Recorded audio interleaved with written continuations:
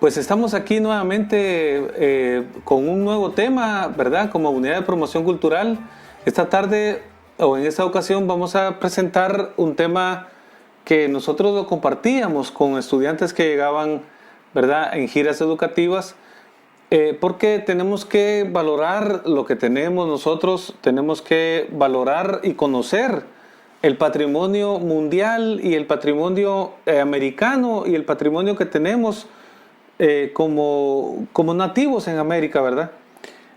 Muchas veces nosotros desconocemos, creemos de que todo lo que usamos y lo que consumimos ha sido traído de otros países, y no. América, nosotros dimos muchos aportes al mundo en todos los aspectos. Entonces, en esta oportunidad tenemos el tema del cultivo del tomate, un cultivo nativo, un cultivo del que tenemos que sentirnos orgullosos, del que tenemos que valorizarlo, y pues ese es el enfoque que le vamos a dar hoy, cultural, histórico, pero también tecnológico, en cuestión de, pues, de tecnología, de carrera. Y hoy tenemos a un invitado muy especial, que luego tenemos al ingeniero Edgar García Ceseña, docente del CUNORI, que él nos va a apoyar en el tema ya cuando lleguemos al tema de la domesticación. Entonces vamos a hacer la introducción sobre historia.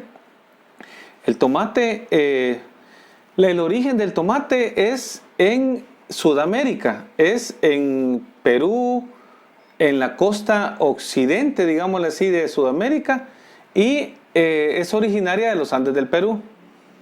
El jitomate y tomate, o sea, el tomate el rojo, y también el verdecito. Aquí le decimos miltomate y a este le decimos tomate, pero en México en algunas regiones a este le dicen jitomate y a este le dicen tomate. Ya vamos a ver por qué. De los Andes del Perú para Mesoamérica, para lo que es Chiquimula, Guatemala, México, hay 5.000 kilómetros de distancia. Todavía allá se da de manera silvestre, allá es monte, el tomatillo. Todavía nosotros aquí, incluso en los patios de las casas, nace tomate. ¿Por qué nace? ¿Quién lo sembró? ¿Por qué no hay un insecto, verdad, que se coma el fruto? Miren, son riquezas que tenemos naturales y que debemos de consumirlas y debemos de valorarlas. ¿Por qué? ¿Quién trajo esa semilla desde el sur de América hasta Mesoamérica? Hasta Mesoamérica decimos la parte central de México hasta abajo, llegando una parte de Salvador, Honduras y una partecita en Nicaragua. Otros dicen que no, que llega hasta una parte de Costa Rica. Todo lo que es Mesoamérica, esta área es importantísima. O sea, ¿cómo llegó hasta nosotros? Esa es la siguiente pregunta que vamos a responder. Se cree que llegó de manera espontánea, ¿verdad?, a través de medios naturales, como pájaros, sin la intervención del ser humano, 80.000 años.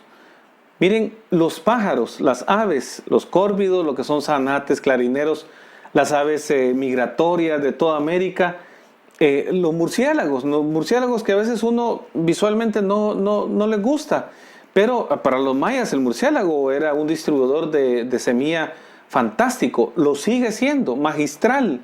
Aquí en mi casa han nacido capulines, tomate, almendras, chicos. Miren, los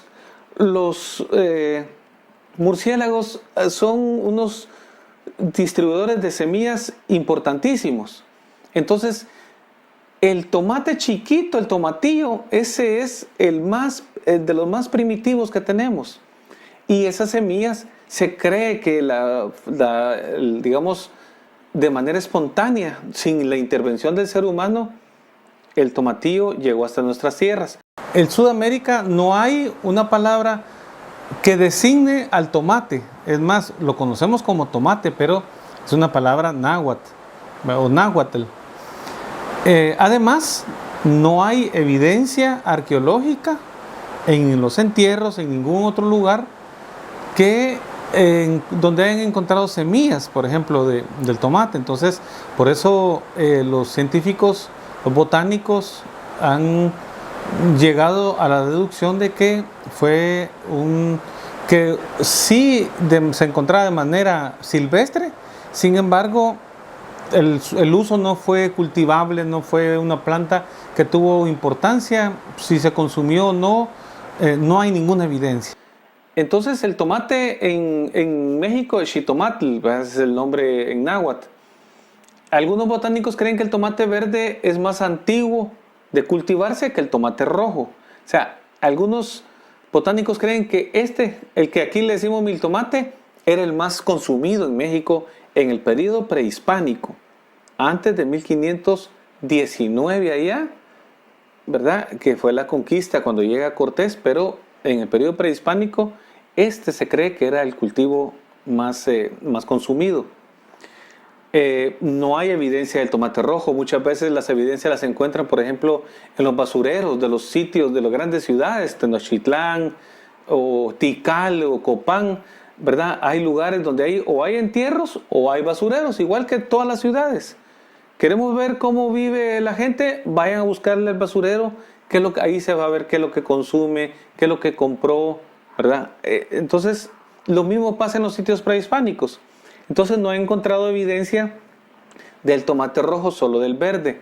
Y otra evidencia también es los molcajetes. Ahí los vemos, aquellas piezas de piedra preciosas, que aquí las podemos conseguir en San Luis Jilotepeque, donde molían el tomate verde con chile, que ese es otro tema bellísimo que vamos a platicar en otra ocasión. Entonces, ¿verdad? Que se cree que se usaba más el tomate verde. Para nosotros es miltomate, para ellos es el tomate. El cultivo del tomate en México durante el periodo prehispánico se cree que se usaban las chinampas, se usaban como almácigo, ¿verdad? Estamos viendo ahí en el lago de Xochimilco. Xochimilco quiere decir de mil flores. Xochil es flor. Esquinzóchil es el árbol que está en el parque.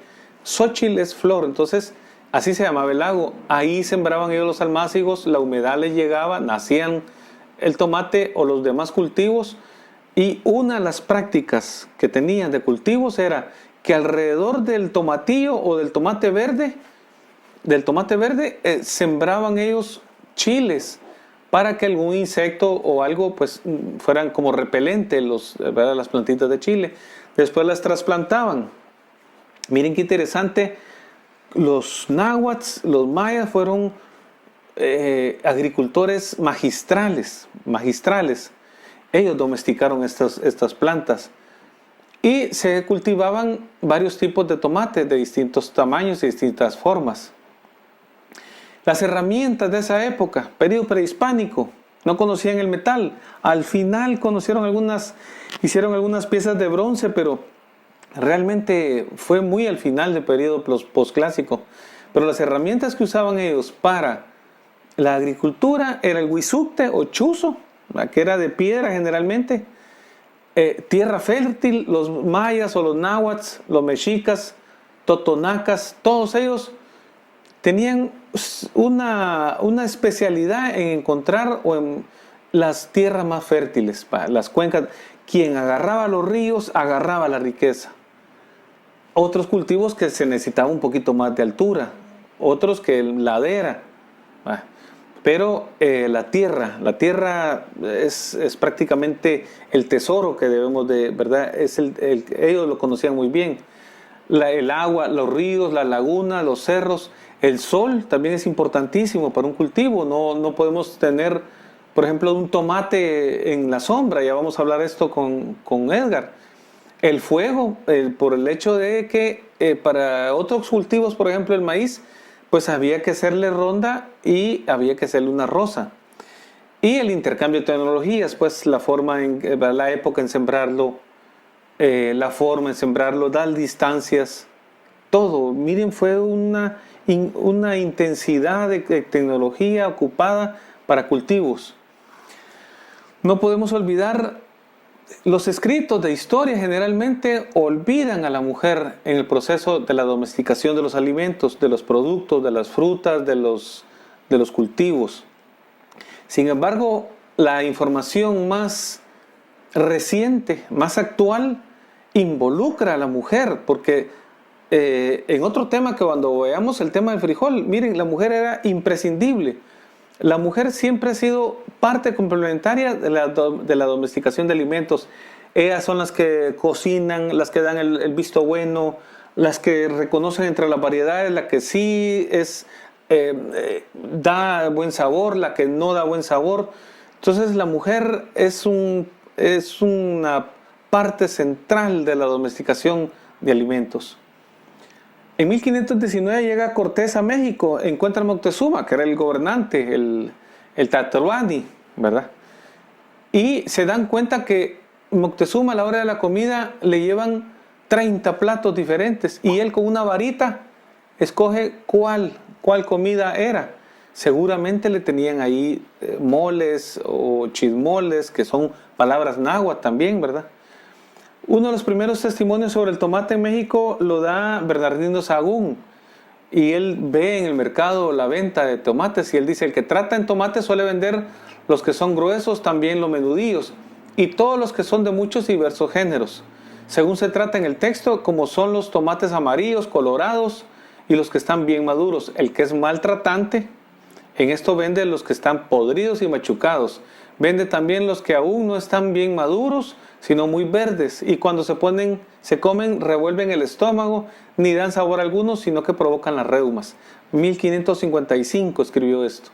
El tomate se pegó a los españoles, al paladar, que al día de hoy quizás no hay un chiquimulteco, un guatemalteco, un americano o alguien en el mundo, quizás a excepción de los chinos, que no consuma tomate, aunque sea una vez al día.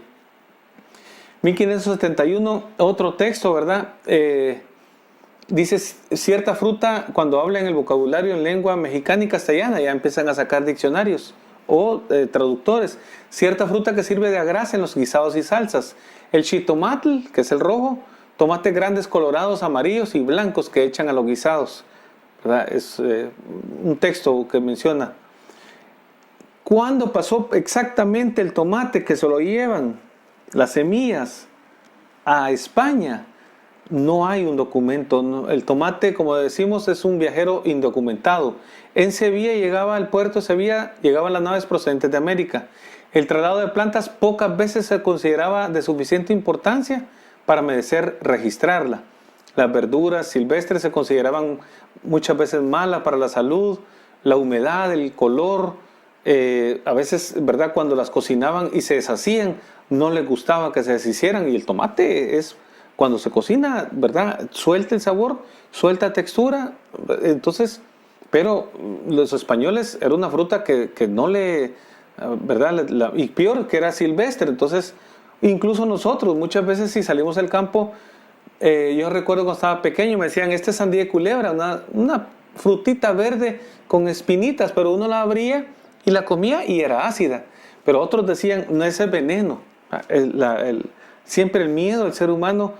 Y muchas frutas y muchas verduras, el fuego era el que le quitaba la parte venenosa, digamos, de la planta.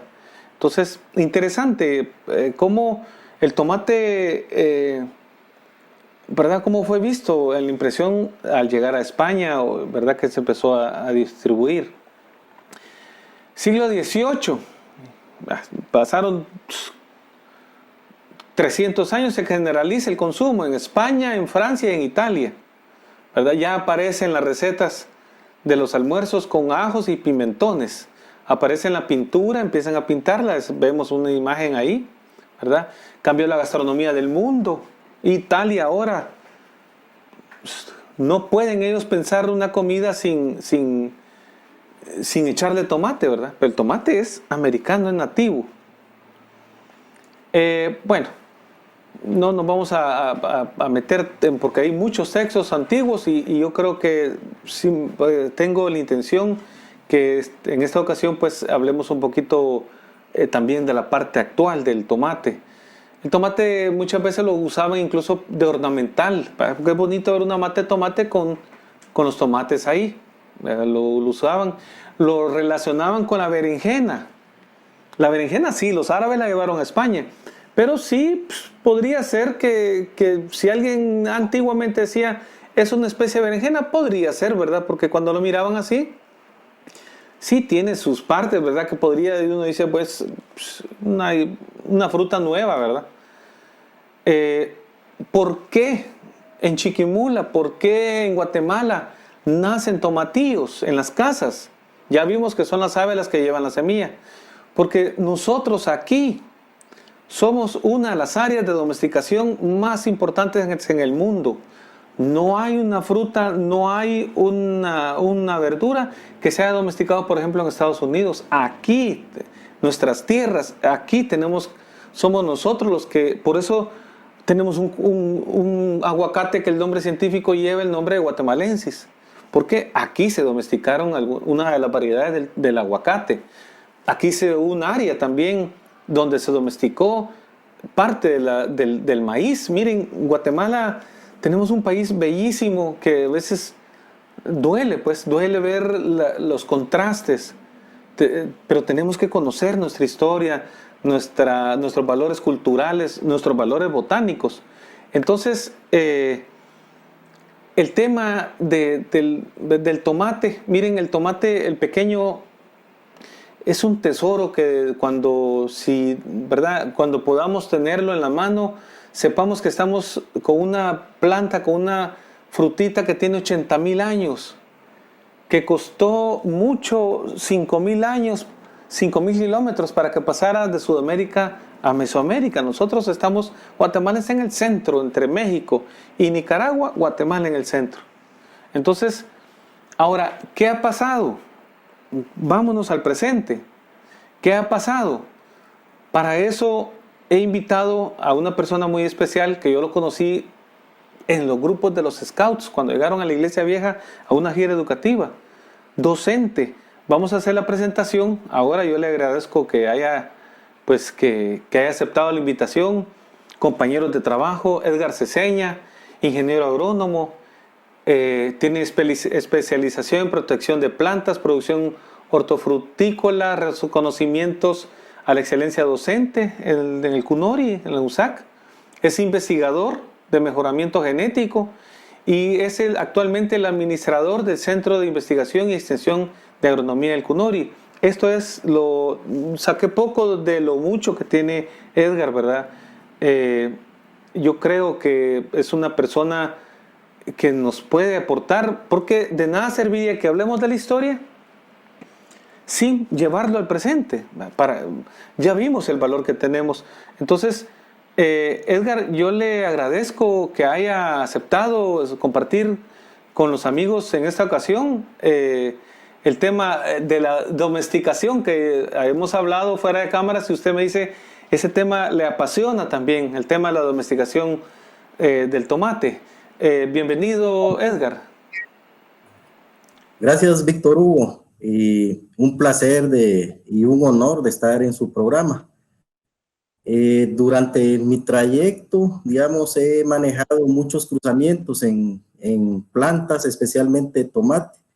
Entonces vamos a aportar ese conocimiento y también explicar la parte de composición de una planta para que todos conozcamos y cómo se puede dar el surgimiento de una especie al cruzarla con dos diferentes especies, como pasó en este caso de los tomates traídos de los Andes del Perú hacia México, que en México se considera que fue ya la domesticación del tomate y la nueva generación de esta variedad de Solanum lycopersicum, variedad Lycopersicum. Con el caso de la domesticación, digamos, aquí podemos ver, digamos, que existió un equipo, en este caso de biólogos, que identificaron los enlaces, especialmente para reconocer la historia de la domesticación del tomate en América Latina. Pero también tenemos esa situación de que no es exacta de cuándo fue la domesticación. Hechos en donde relatan, digamos, antes de Cristo, digamos en este caso, y la parte del periodo prehispánico. Si vemos, digamos, más adelante de la historia, ya con el mejoramiento genético, podemos ya ver personajes como, digamos, Mendel, que ya empezó a reconocer el por qué al cruzar dos plantas, digamos, siempre va a haber una herencia, digamos, de ambos padres y uno de ellos va a dominar. En este caso fue bien especial la parte de domesticación, porque nuestros nativos observaron que del cruzamiento de la variedad Lycopersicum con la variedad Ceraciforme, se formó Solanum lycopersicum, digamos, de Pimpinifolium con Ceraciforme, se formó una nueva variedad. Entonces, esa es la riqueza, digamos, que tenemos de estos materiales criollos. Fueron generadores de otra variedad. Entonces, dice que también se ha comprobado que el tomate se cultiva hoy en día más estrechamente relacionado a un grupo de tomates tipo maleza, que todavía se encuentran en México. Y para no irnos muy lejos, digamos, el año pasado, en este sector de Vado Hondo y San Juan Ermita, se encontró una mata de tomate silvestre en un terreno baldío, digamos, un terreno desocupado que no se cultivaba y estaba, digamos, en el suelo en forma rastrera y tenía las características como ven en la imagen de este tomatillo. Entonces, aquí en nuestra región, aquí en Chiquimula, tenemos esa riqueza todavía presente. Fantástico, Edgar. Solo voy a agregar algo aquí. Fíjese que yo acompañé a los padrinos del agua. Ellos van después de Semana Santa, se van por el camino antiguo a Esquipulas. Ellos tienen un ritual, pues, por cierto, que es un ritual agrícola, de ir a pedir el agua. O sea, ellos todavía conservan esta tradición y esta costumbre milenaria. Y allá, después del cerro Chiramay, ya en la parte de Esquipulas, ellos preparan la comida y recogían en el monte tomatillo de y se lo agregaban al caldo. Bueno, le dije, ¿y de dónde? Ay, siempre me dice. O sea que para ellos era normal encontrar plantas de tomate. Mire, yo asombrado, pues ellos con qué naturalidad recogen el tomate como que fuera monte, pues, y mire la riqueza que usted me dice, que usted nos comparte, que sirve para generar más otras variedades. Correcto, Víctor. Bueno, usted me dirá cuándo paso a la próxima. Continuar, ajá. Podemos, bueno, acá esto es nada más como referencia para que veamos la taxonomía. En este caso, digamos, en la taxonomía se mira de qué reino viene. En este caso es de un reino Plantae. La división Magnoliophyta, la clase Magnoliopsida, la subclase Asteridae, el orden Solanales y la familia Solanaceae. Entonces, si vemos en la familia Solanaceae tenemos, digamos, infinidad de géneros. A estos géneros, digamos, tenemos el tomate, que es el género Solanum, y la especie, en este caso, el tomate, digamos, comercial, comestible, es Solanum lycopersicum. Podemos continuar con la siguiente.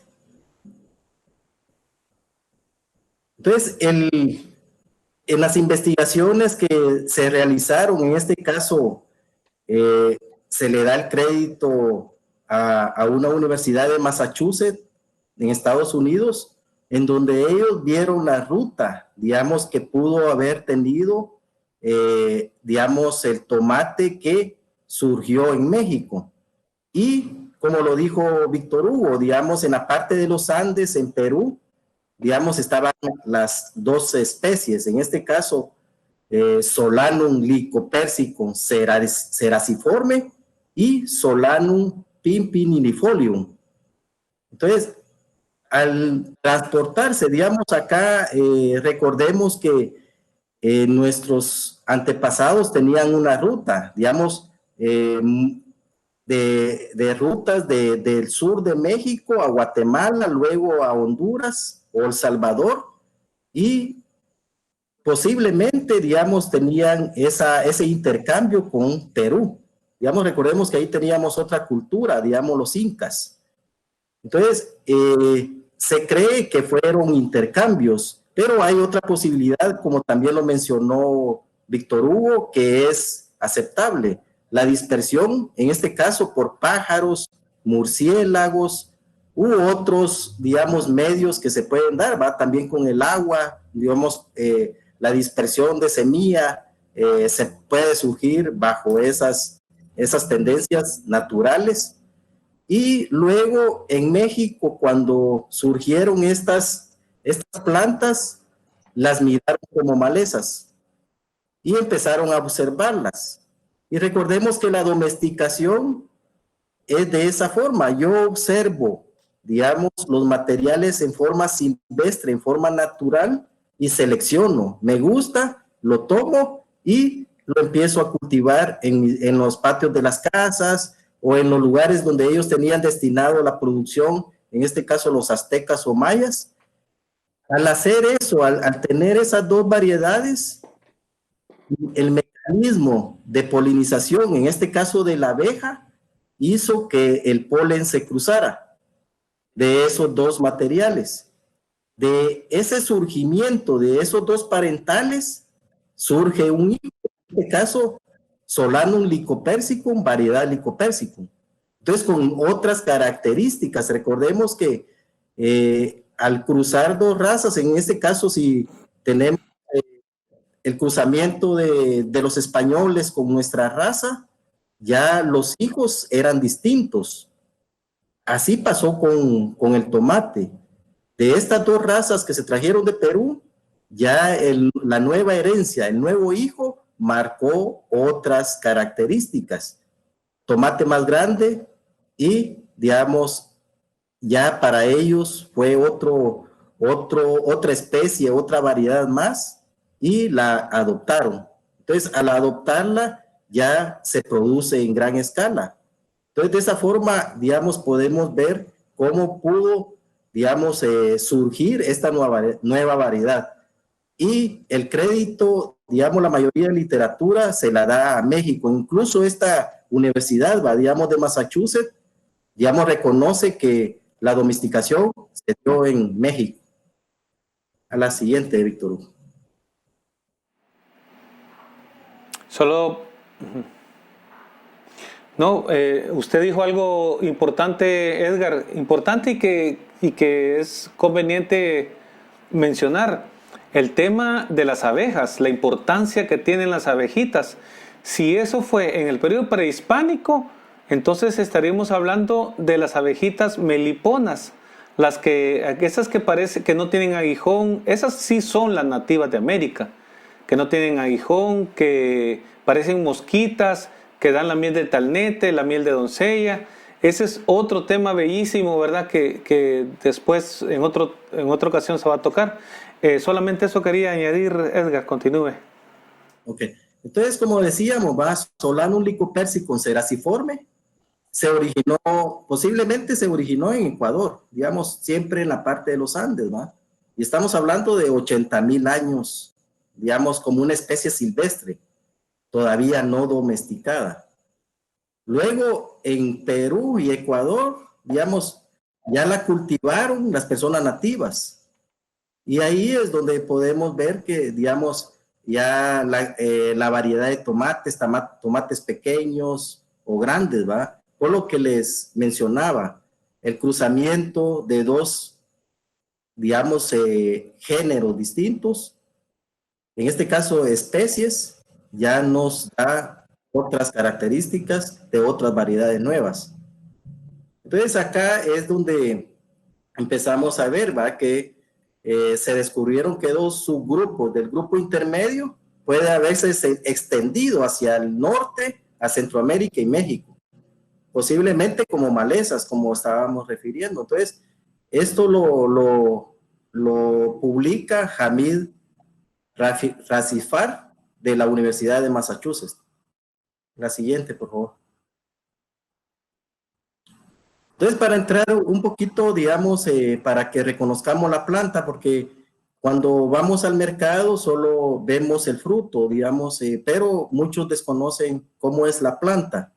En este caso, tenemos una planta que es una planta perenne, ¿va? De porte arbustivo. O sea que si vemos la foto, la imagen ahí, pueden ver mi altura, yo mido 1,70 y pueden observar cómo es la planta en sí, ¿va? Digamos, hay plantas que son determinadas, estas son plantas pequeñas determinadas, y hay otro grupo que se llaman plantas indeterminadas, en donde el tallo principal puede crecer hasta 18 metros. Comercialmente, el tallo crece hasta 12 metros y es suficiente para botar la planta y establecer otra nueva. Esos son los manejos que se le dan a estos dos tipos de plantas. Entonces recordemos que en la imagen es planta, digamos, de porte arbustivo determinada. El ciclo es de 120 días hasta 140 días. El otro tipo puede tener hasta 9 meses de crecimiento y manejo de esa plantación. El sistema radicular, digamos, una raíz principal, corta y débil, puede alcanzar hasta 1,50 metros de profundidad en el suelo y tiene muchas raíces secundarias, laterales, que se extienden por todo el suelo buscando agua, buscando, digamos, elementos minerales para la nutrición. Y un tallo principal. El tallo, digamos, es delgado, puede tener hasta 4 centímetros. Hay materiales que alcanzan mucho más de 4 centímetros. Y, digamos, marca una pubescencia. Digamos, son unos vellos en todo el tallo. Y eso también son características especiales de esta planta. Digamos, esa pubescencia le sirve para protección o también para exudar materiales de desecho que tiene en su interior y los expulsa por, digamos, esos pelos o vellosidades que genera en todo el tallo principal y también lo genera en el pedúnculo del fruto, en la parte basal. La siguiente, por favor. Solamente una duda, Edgar. El tomate, a mí me regalaron hace como 6 meses que trajeron de Cobán un tomate ácido, tomate de árbol. ¿Entra Correcto. dentro de este género? Sí, digamos, es otra especie. Digamos, tenemos en Cobán, es un ingrediente especial al caquic y, digamos, tiene esa característica, la acidez, pero es un árbol. En este caso, se sale del contexto de la morfología de esta planta que tenemos comercialmente. Entonces, eso es otro tipo porque hasta la semilla y la carnosidad, digamos, es diferente, la textura, en este caso el grado de acidez. Y por eso, digamos, al caldo de caqui, digamos, no nos dicen qué ingredientes llevan, pero, digamos, logramos en una ocasión ver y sí se descubrió que ellos 1 o 2 tomates le agregan al caldo de caqui famoso en Cobán y rico. Perfecto. Bueno, la hoja, digamos, vemos una hoja, digamos, con un eje, un raquis principal, en donde se derivan otras, en este caso es una hoja compuesta o imparapinada, o sea que termina en impar el juego de hojas que tiene, en este caso, digamos, esa flor con hoja compuesta. Con el caso de la flor, vemos en este caso, digamos, una flor con pétalos amarillos, amarillo intenso, y, digamos, una flor perfecta, una flor, digamos, hermafrodita, la cual contiene los dos sexos. Digamos, en el caso del polen, lo genera en las anteras, y la parte de recepción, donde se va a dar la fecundación, en el caso del tomate, el óvulo, y digamos en esa misma estructura vamos a tener, digamos, la autofecundación o una polinización traída por abejas. Entonces, en este caso también es una situación, hay un 90-95% que el tomate se autofecunda, y un 4 o un 5% que puede recibir polen de otra planta para cruzarse. Entonces, si vemos, digamos, son situaciones especiales. La mayoría, digamos, de la generación de semilla que la planta genera es autofecundada. La genética de esa planta es 100% idéntica, pero también tenemos un 4% de probabilidad que pueda fecundarse con otra planta vecina. Y es de esta forma como surgió la nueva variedad digamos, de Solanum pimpinilifolium combinado con polen o ovario de Solanum lycopersicum variedad ceraciforme. El fruto, digamos, vemos ahí una baya, tiene varios lóbulos, o sea, varias secciones internas, la cual se genera una placenta que es la que guarda la semilla que fue fecundada, digamos que tiene la herencia, y la va a mantener, digamos, en la próxima generación. Si sembramos esa semilla, digamos, en nuestros patios, esa semilla nace en plantitas y podemos, digamos, obtener, digamos, el crecimiento y el desarrollo normal con los cuidados adecuados para lograr frutos. Entonces, el fruto, el peso, digamos, yo he tenido la oportunidad de tener en mis manos tomates que pesan hasta 480 gramos y tomates que pesan, digamos, 2 gramos, o sea, son bien pequeños. Casi la libra, Edgar. Más de la libra, Víctor Hugo.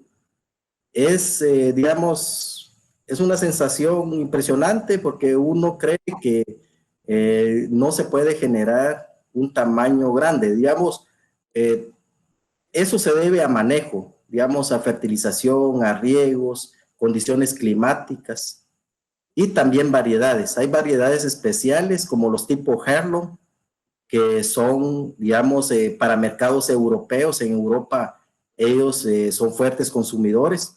También en Estados Unidos, en la parte de Miami, digamos, son exigentes. Canadá, digamos, también exige mucho de esos materiales. Una pregunta.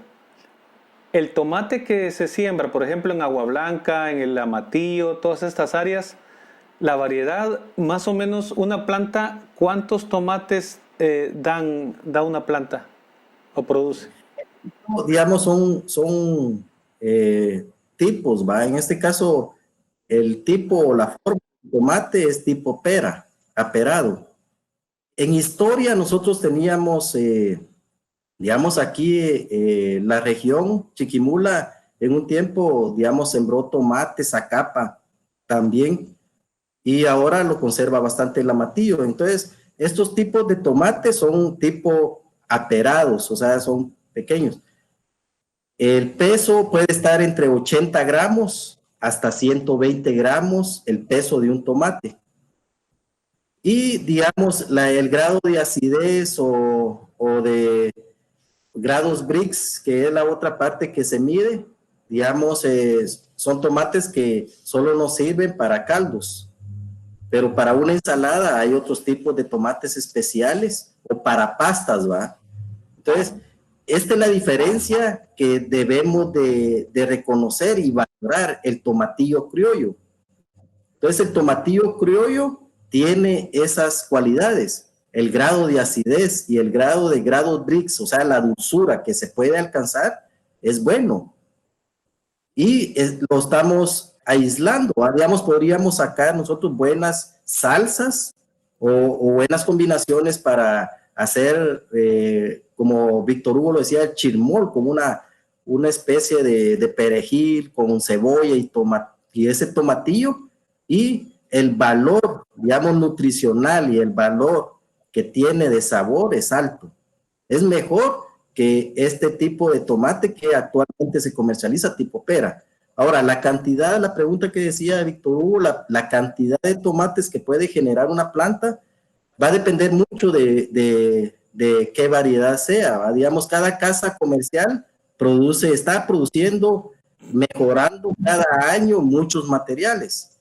Entonces, hay materiales, al principio podíamos decir un promedio, ¿va? Con 60 frutos o 70 frutos, una planta. Ahorita podemos llegar a producir hasta 200 frutos por planta, de otro tipo de plantas que se llaman semi-indeterminadas, que es el intermedio entre la determinada y la indeterminada.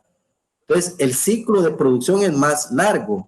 Si la determinada me produce, digamos, el ciclo es de 4 meses, de 120 días a 140 días, como les había dicho, la semi-indeterminada yo voy a tener producciones de hasta 160 días, 180.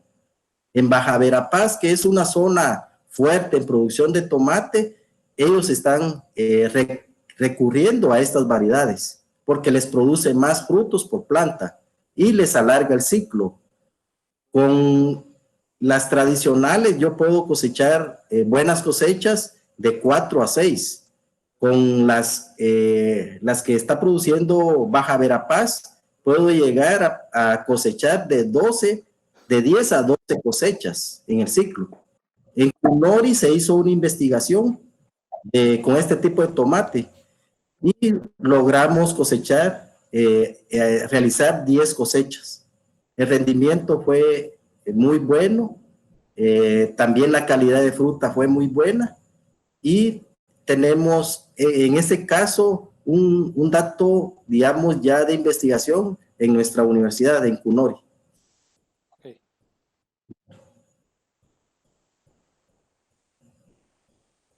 Para visualizar, digamos, cómo podemos visualizar en 10 años.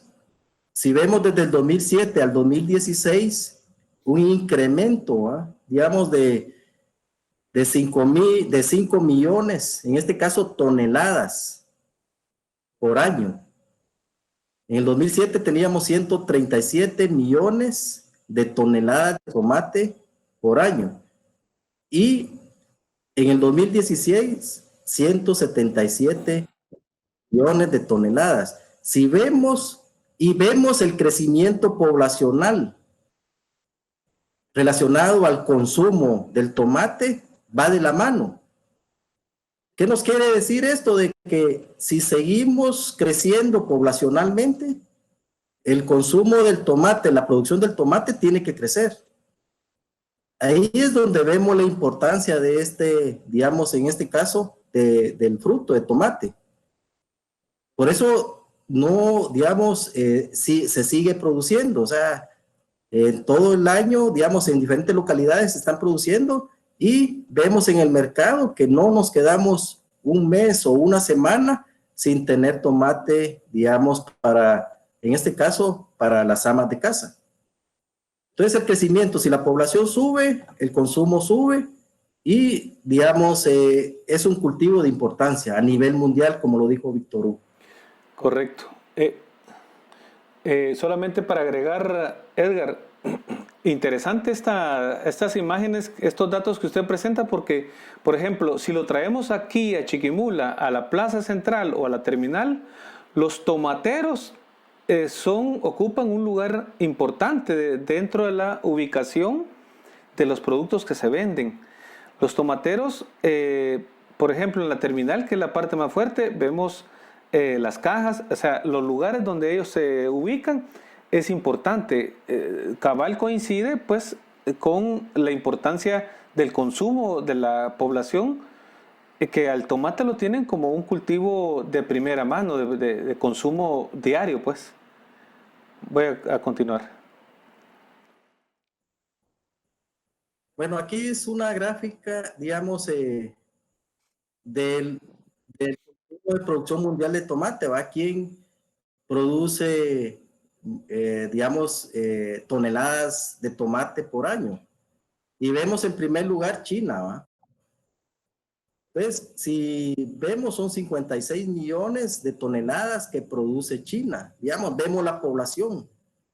India, digamos, 18 millones, Estados Unidos 13 millones, Turquía, Egipto y luego en el 10º lugar está México.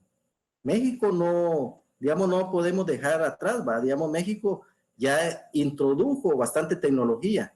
Digamos, la parte que en las placas se mira los automóviles, ¿va? Tiene la imagen de un tomate en Sinaloa.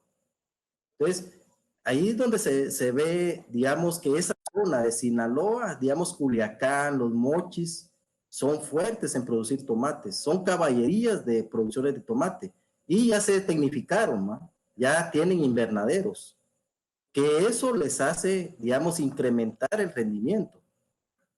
Con el caso de Guatemala, digamos, acá vemos nuestra producción, digamos, tenemos por metro cuadrado, digamos, si nosotros marcamos un cuadrito de 1 metro por lado, podemos ver que vamos a producir ahí 3.5 kilos en ese metro cuadrado.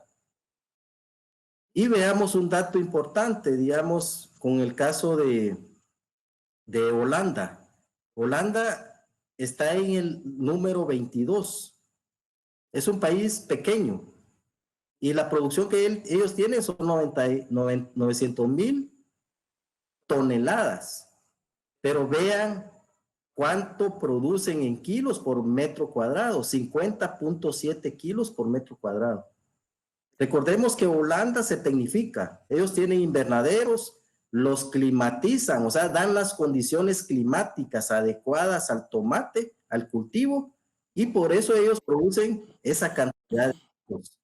Mientras que, digamos, en China son 5.6, el más digamos, el Estados Unidos produce 9 kilos, digamos, por metro cuadrado. México está produciendo, en este caso en promedio, recordemos que son promedios, 4.33, Guatemala 3.5. Entonces eso nos da una visión que sí se puede producir más en poca área. Lo está haciendo Holanda y lo está demostrando. Usted dijo, ajá. ¿Sí? Usted dijo en 1 metro cuadrado 7 kilos, más o menos. No. En Holanda, en 1 metro cuadrado, ellos producen 50.7 kilos. O sea, estamos hablando por 2.2, cerca de 105 libras por metro cuadrado. Y sí lo hacen. Una producción fantástica para la tierra, o sea, la relación que lleva de tierra con producción le sacan el mayor rendimiento. Esa es otra situación, ¿va? Si nos tecnificamos, ya no es suelo lo que se utiliza, ya es un sustrato, digamos, puede ser un sustrato de coco, que es el común que se está usando, o un tipo de lana, digamos, traída, en este caso de Canadá o de otros lugares, en donde es nuestro medio de cultivo, ya no es el suelo. Entonces, esa es la parte también que se tiene. Quiero producir más, me tengo que tecnificar. Es cierto. Yo estuve en una melonera sacando un reportaje o en gráficas, todo el proceso de ellos, y tienen medido el cultivo del melón, lo tienen medido, pero en precisión, y traían unas bolsas de un tipo de tierra o abono que lo usaban solo para pilones, solo para que naciera la plantita. Y sí, me recuerdo eso, pues, de que es una tierra especial y creo que en 48 horas ya está la plantita nacida. Va a depender mucho de los materiales, ¿va? Digamos, hay materiales que a los 30 días ya se puede sacar esa plantita y colocarla en otro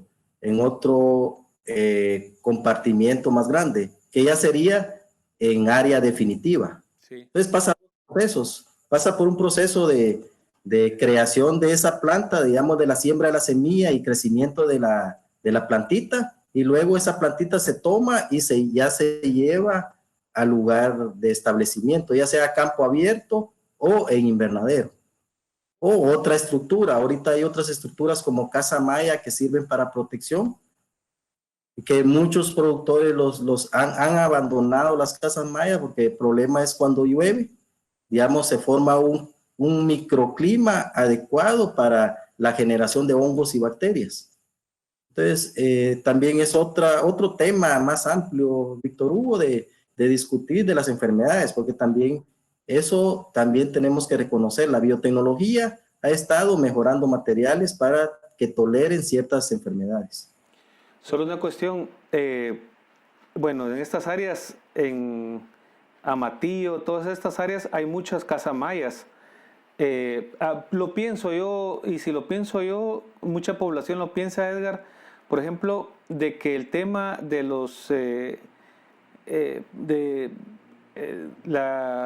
el ataque, digamos, contra insectos, como que esa batalla pareciera que el ser humano la perdió, ¿verdad? Ante la construcción de casas mayas, pues, como que no hay un químico que lograra detener el ataque de plagas. Esa impresión da, ¿verdad? Pero como usted dice, también la humedad, ¿verdad? Permanecer la humedad genera otro tipo de problemas. Para hacer la aclaración sobre la mosca blanca, porque, ¿verdad?, muchos tal vez no sepan, la mosca blanca es una mosquita muy pequeña. Sí se ve cuando hay en un cultivo un ataque de una plaga, ¿verdad? Porque la mosca sale, cuando se mueven las plantas, salen. Pero la mosca blanca tiene una peculiaridad, la sobrevivencia de los seres vivos, ¿verdad? De sobrevivir, que es que se aloja debajo de las hojas.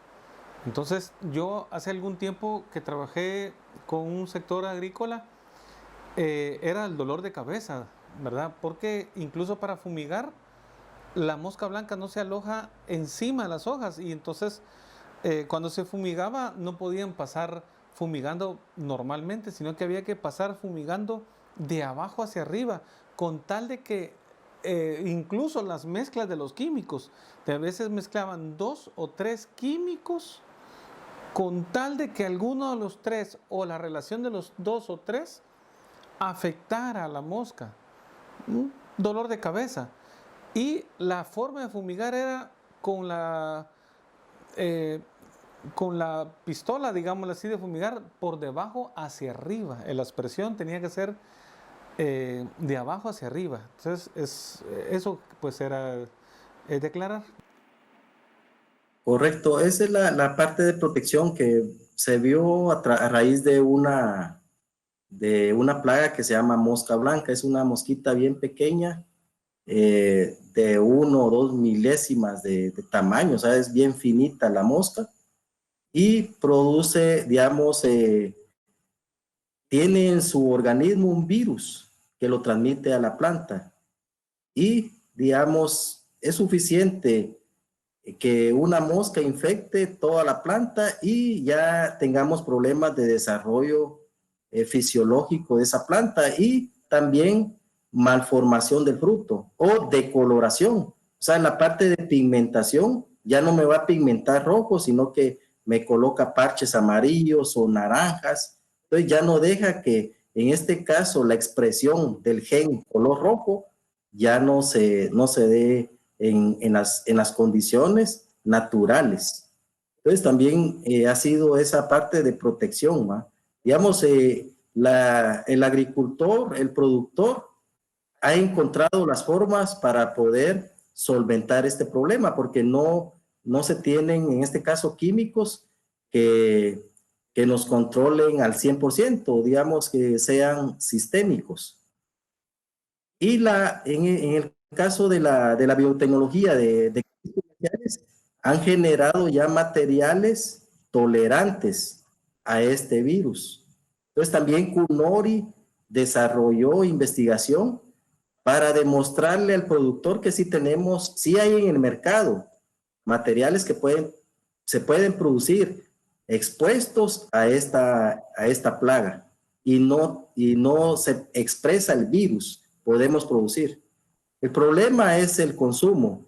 No aceptan el tipo de tomate que estas plantas generan porque no tienen la forma, ya la cultura ya nos indica que tiene que ser tipo pera, no redondo, y es ahí donde se han tenido problemas. Ya también las casas han visto eso y han generado tomates que tengan esa forma como nos gusta acá en el mercado. Y actualmente los están comercializando. Entonces acá podemos ver los tipos de tomates que se tienen. El tomate que ve en color verde es un tipo Heirloom de los que le mencionaba a ustedes que puede llegar a tener pesos más de 1 libra. Ese es, digamos, si pueden ver la relación que tiene mi mano con el fruto. Digamos, es una producción que se tiene en San Jerónimo, en Baja Verapaz. Y podemos ver, digamos, en la parte central que tenemos tomates tipo bola. Hay pequeños como los cherries. Los cóctel, que son un poquito más grandes que los cherries. También este corazón de buey, que lo comercializa mucho España. España tiene ese consumo de este tomate. En la parte interior no genera mucha placenta y lo hace con cavidades bastante vacías. Ellos cortan el tomate y le agregan queso. Y es un platillo, este tomate tiene un valor fuerte, digamos, de consumismo en estos países europeos. Buenísimo, debe quedar. No, sí. Entonces, Y cómo se llama, en este caso me lo contó un mejorador de tomate de España. O sea, no podía dudar. Algunas veces le aplican, digamos, pescado, digamos, cortan y le agregan pescado, digamos, y lo consumen. O sea, son combinaciones especiales de esos restaurantes. ¿Va? Un tomate de estos en Europa tiene un alto costo. Al lado, digamos, donde está mi imagen, podemos ver 2 colores, ¿va? Un color naranja y pigmento amarillo en la parte del hombro del tomate y el otro completamente amarillo. Entonces, el interior de estos tomates, especialmente el amarillo, cuando lo cortamos, su interior es color amarillo, no pigmenta el color rojo. O sea, tiene ese gen que me va a mostrar solo color amarillo. La dulzura y el grado de acidez que tiene este tomate es muy especial. Digamos, se está exportando para Estados Unidos, especialmente para Miami, en donde lo combinan con ensaladas. No hay necesidad de agregarle limón ni sal, sino que simplemente aceite de oliva y combinado en un plato, digamos. Son tomates, se le llama a este tipo de tomates de especialidades. La siguiente, por favor.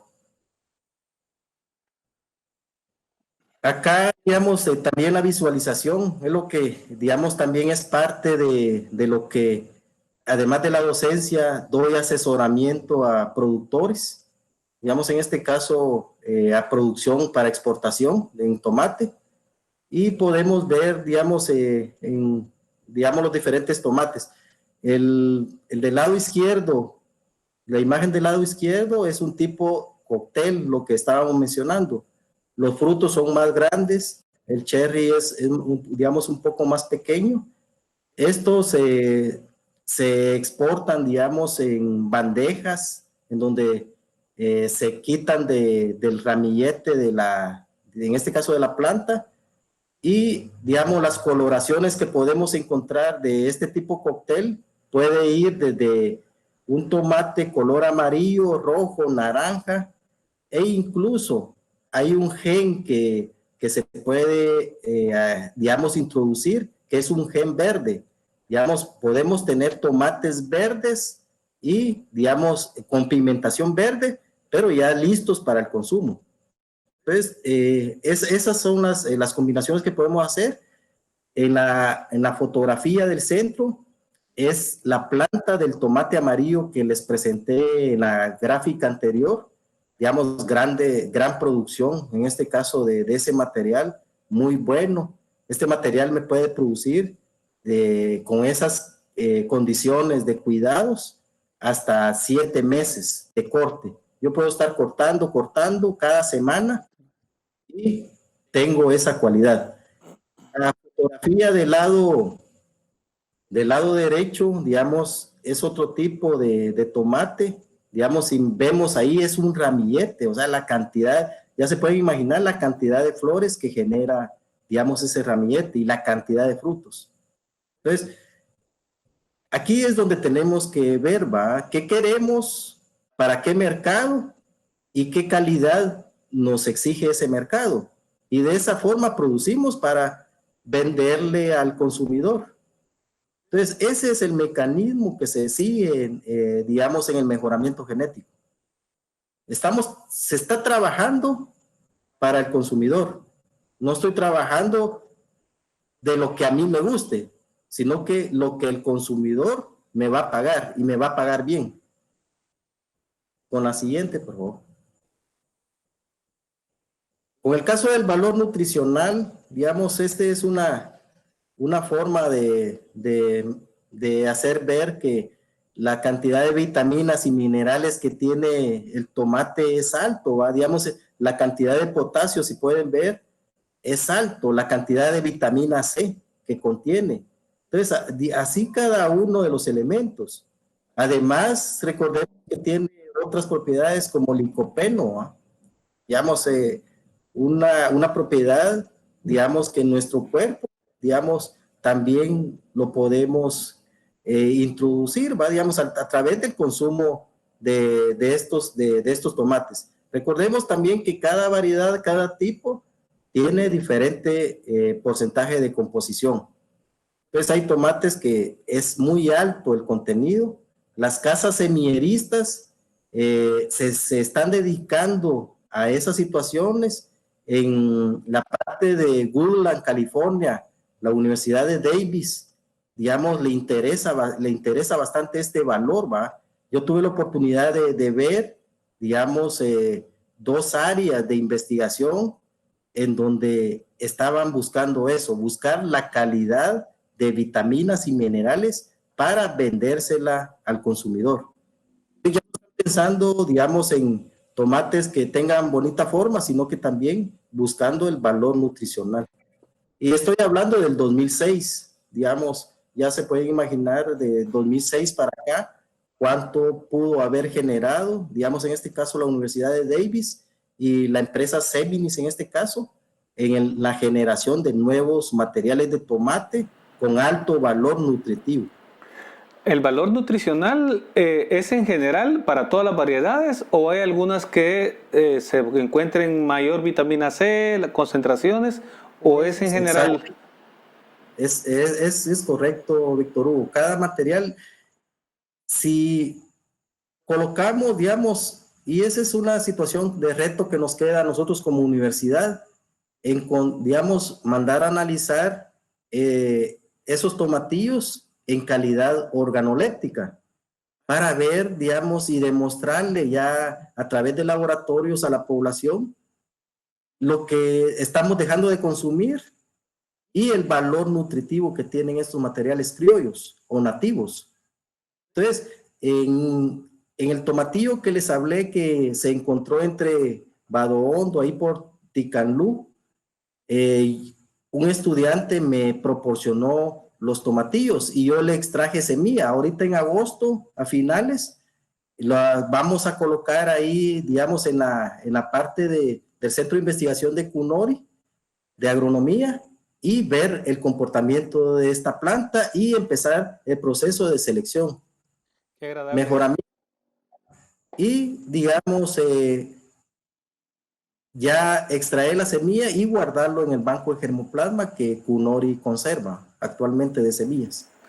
Buen punto de tesis también, ¿verdad, Edgar? Esto de verle el valor nutricional, digamos, del tomatillo pequeño, ¿verdad? Para que la gente también empezar, como usted dice, a valorarlo, a usarlo, porque hemos perdido el paladar. Realmente muchas veces nos dejamos llevar por el tamaño de los tomates y a veces no tienen mucho sabor, ¿verdad? Nos dejamos llevar a veces por el tamaño, por el precio y el paladar verdaderamente se ha perdido de alguna manera, ¿verdad? Y qué bueno, qué buenos datos estos. Paso a la siguiente. Solo un dato adicional. Con el ingeniero Hugo Villafuerte, digamos, él es digamos, el coordinador de investigación de CUNORI. Estamos apoyando esa línea también en CUNORI. Y entre la línea de investigación de tomate se tienen estos puntos, Víctor Hugo, para tesis. Digamos, observarlos, ver el comportamiento para buscar qué población podemos colocar por metro cuadrado y ver rendimientos. Y evaluar la parte organoléptica. Ok. Paso. Sigamos, ¿ah? Bueno, entre las especies que podemos ver, digamos, acá en Guatemala, está, digamos, el miltomate, ya Víctor Hugo lo mencionó. Recordemos que este es un color verde, es en este caso del género Physalis, y acá es donde entra, digamos, la duda, ¿va? Incluso algunas líneas de genetistas que yo tuve la oportunidad de dar algunos materiales de este miltomate, ellos lo colocan intermedio, ¿va? Entre digamos, un chile y un tomate, porque si vemos la hoja, la composición de la hoja es distinta, pero la flor, digamos, da similitud.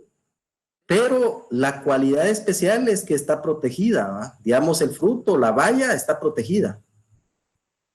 Y la pigmentación no llega, digamos, a pigmentar rojo. Las pigmentaciones que yo logré observar de las diferentes variedades de este género Physalis, algunos dan color crema, otros color verde oscuro, verde claro, entonces, pero no pigmentan. Entonces, esa es una cualidad especial de este miltomate. Entonces, como material criollo lo tenemos, digamos, ubicados en varios departamentos, ¿no? Digamos, en Alta Verapaz, en Izabal, Jalapa, Guatemala, en Baja Verapaz también, y no, digamos, acá en Chiquimula. En Chiquimula también, digamos, se ha tenido. También se tiene en Zacatepec, que es en la parte occidente, Chimaltenango, Sololá, Quiché, Huehuetenango. La parte sur, Escuintla y Jutiapa. La siguiente, por favor. ¿Pasó? ¿Se Sí, ve? por favor. Y llegamos a este valor nutricional y nativo y criollo que tenemos, que no le hemos dado, digamos, mucha importancia, que es el tomatillo. Entonces, recordemos que viene del género y especie Lycopersicum esculentum, que ahora, digamos, en la nueva taxonomía cambió su nombre. Hoy es Solanum lycopersicum, variedad ceraciforme. Y, digamos, su distribución, digamos, en la parte, ya sabemos que su centro de domesticación se está atribuyendo a México, pero, digamos, las dos especies procedentes de Sudamérica, de los Andes. En esto tenemos presencia, digamos, hasta Costa Rica, desde México hasta Costa Rica, es el dato que mencionaba Víctor Hugo, digamos, que todavía, digamos, se cree que la parte de Mesoamérica llegaba hasta Costa Rica. Digamos, en Guatemala, en Zacapa, Chiquimula, Jalapa, El Progreso y la ciudad capital. También se tienen datos de Zacatepeque, Quetzaltenango, Jutiapa, Santa Rosa, Escuintla, Reu, y probablemente dice que en la mayoría de otros departamentos. O sea que si vemos la dispersión de Solanum esculentum, digamos, variedad ceraciforme, es amplia, digamos, en todo el país. Y como dato, digamos, los que han tenido la oportunidad de ir a Copán y caminar por los mercados, a mí me gusta caminar mucho por los mercados porque ahí es donde observo materiales nuevos, compro la fruta, le extraigo la semilla y empezamos a hacer las observaciones de comportamiento y adaptabilidad de esos materiales acá, digamos, en nuestra región. Entonces, en Honduras, en Copán, en el mercado, yo vi un tomatillo, digamos, mucho más grande. Digamos, el tamaño, el doble del tomatillo criollo nativo de acá, de nuestra región oriente. La siguiente, por favor. Y lo que les mencionaba, digamos, a mí me gusta, digamos, hacer colectas de materiales que tienen alto valor, que no le damos importancia. Acá tenemos 2 materiales criollo de tomatillo. Enfrente del mercado, digamos, cuando se permitía la venta de personas que vienen de las aldeas o comunidades, ahí tienen los canastos con las bolsas de estos tomatillos. Entonces, compré dos tipos de variedades. En este caso, un tomatillo pequeño, digamos, menos del centímetro, en este caso de tamaño, y un tomatillo criollo que es más grande. Entonces también la misma situación, yo ya extraje la semilla, ya los tengo identificados y van a hacer, digamos, se van a hacer las observaciones ahorita en agosto. En agosto a finales yo voy a realizar los trasplantes y ver, digamos, el comportamiento.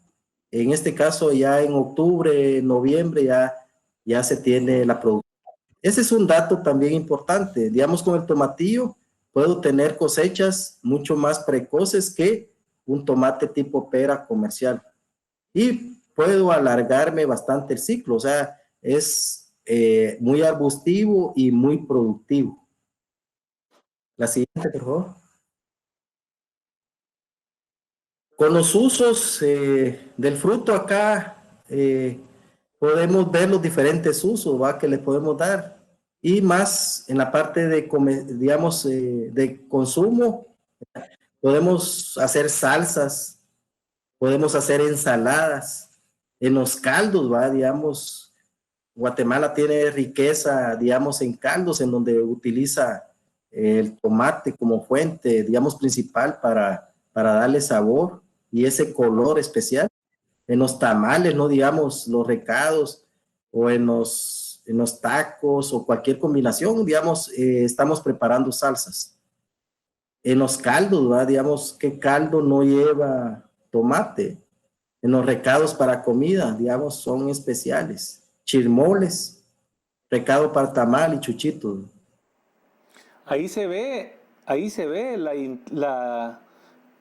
las variedades que a las diferentes comidas le agregan el tomate. O sea, el tomate tiene presencia incluso el año pasado, hace 2 años hicimos en la iglesia vieja hicimos un club de lectura y esperamos ¿verdad? Continuarlo cuando sea posible. Fíjese que hablamos del tomate e incluso llevamos tomate en dulce. Se le echa una hoja de higo. Viera qué rico queda, Edgar. Tomate en dulce también. Sí, sí, hay, digamos, infinidad de formas digamos, que donde podemos dar, digamos, esa parte especial, va a las comidas. Sí. La siguiente, por favor. Bueno, en la industria, digamos, acá es donde vemos, ¿verdad? Y algunas, digamos, personas lo han experimentado. Digamos, como crema facial, ya en industria cosmética, ya la parte que les decía del licopeno, han encontrado esa buena propiedad. Y ya lo tienen en presentaciones de pomadas o cremas. Entonces también vemos esa parte, ¿va? Digamos, especial que tiene. También vemos que a futuro, digamos, se podría convertir en plástico. Entonces ya marcas como Hates, que son fuertes en Estados Unidos por la salsa que venden en Estados Unidos. O sea, es increíble, digamos, la cantidad de tomate que tiene esta empresa. Incluso digamos, hay un dato con una empresa semillerista.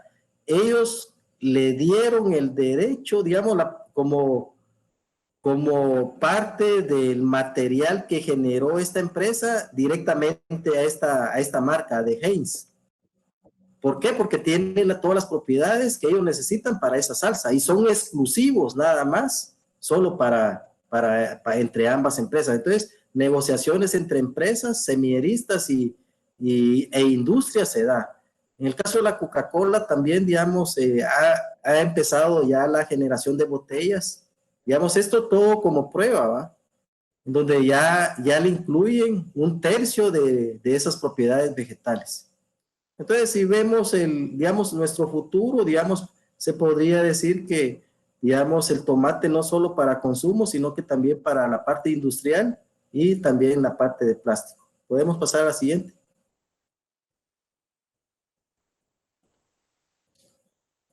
Bueno, los otros usos, digamos, podemos tener como gel corporal exfoliante.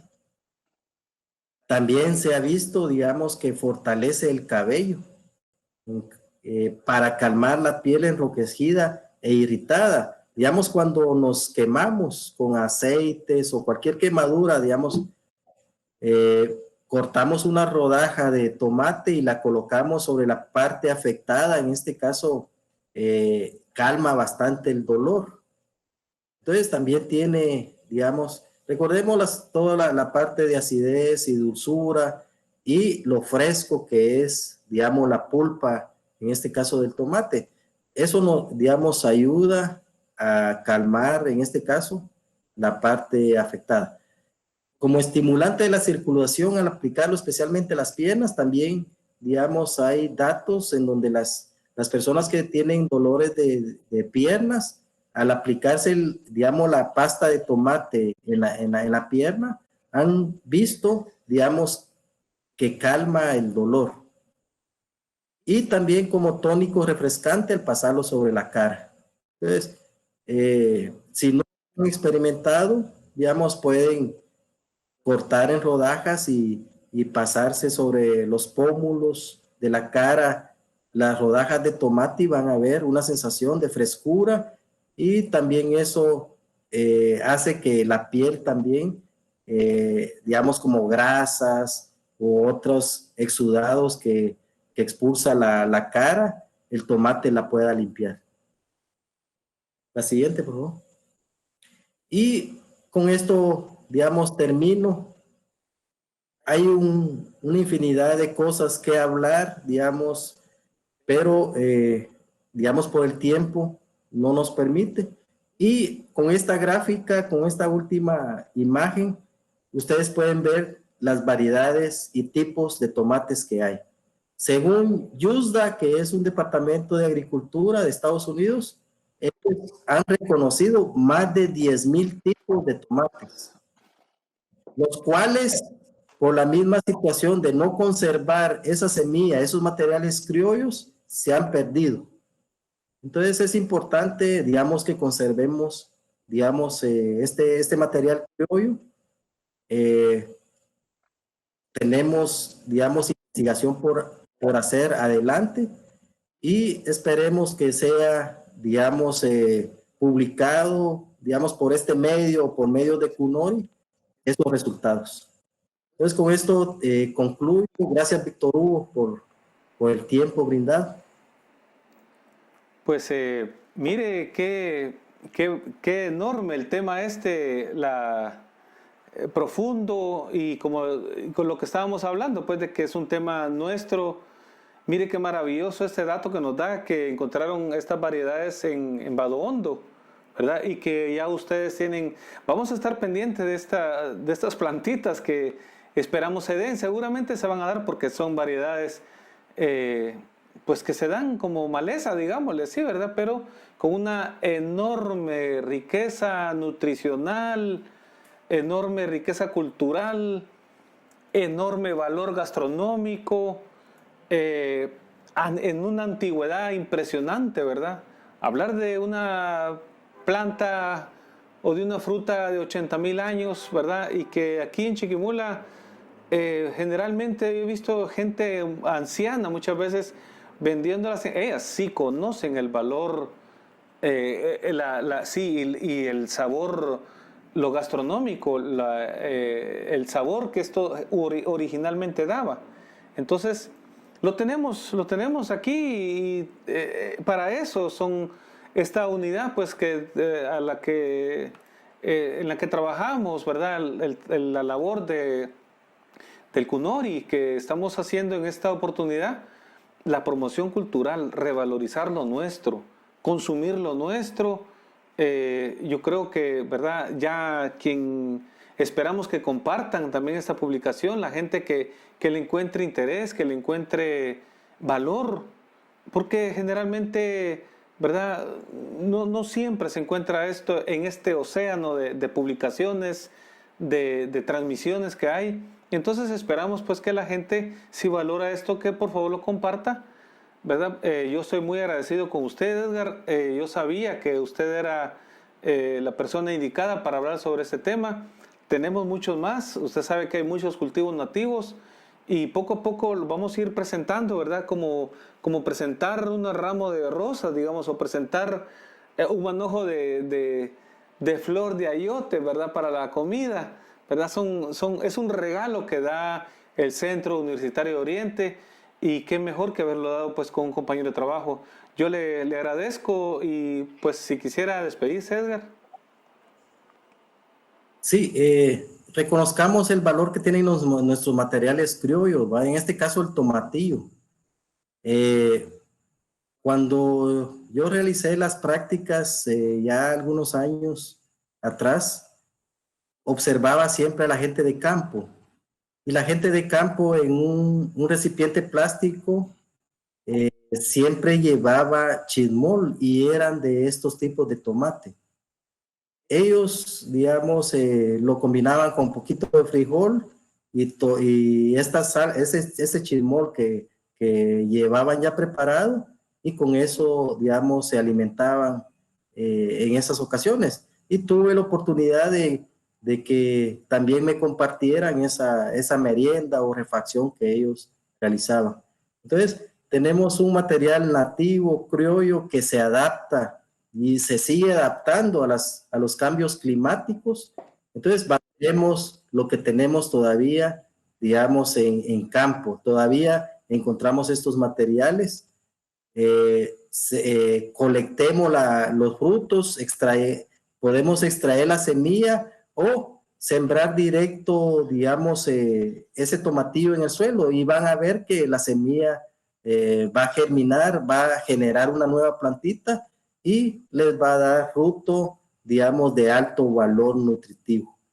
Entonces, yo espero que lo que les logré transmitir, digamos, sea también de un conocimiento más para ustedes y gracias a Víctor Hugo por el espacio que me brindó, digamos, en su programa. Bueno, muy buena noche. Muchas gracias. Y también gracias pues al director del Centro Universitario de Oriente, al ingeniero Filicoy, al coordinador administrativo, coordinador académico, ¿verdad? Que tenemos todo el apoyo para que ustedes hayan presenciado esta transmisión. Pues para la próxima tenemos también otros temas bien interesantes. Entonces, por hoy muchas gracias y si pudieran compartir, pues ustedes ayudarán a que revaloricemos lo nuestro. Muchas gracias.